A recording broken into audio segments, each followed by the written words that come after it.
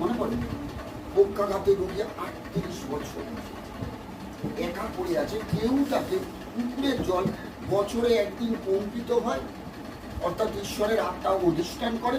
সেই সময় পুকুরে যখন তাকে নামানো হয়, যাদেরকে নামানো হয় তারা সুস্থ হয়।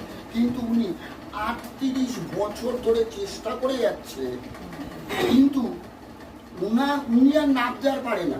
উনি নামার আগে অন্য কেউ নেমেছে। আমরা হয়তো এই বাক্যটা সবাই জানি, কিন্তু যিশু তার কাছে দাঁড়িয়ে গেছে। আমরা যেন কেউ না ভাবি আমি একা। কেউ যদি ভাবে আমি একা, আমার কেউ নেই, না বন্ধু, তার সঙ্গে ঈশ্বর আছে। পক্ষাঘাতী রোগী যিশুর কাছে যায়নি, যিশু তার কাছে দৌড়ে এসছে। আমরা তো প্রত্যেকে জানি, কিন্তু যিশু যখন তার কাছে এসছে বলছে যাও তোমার ঘা বেরিয়ে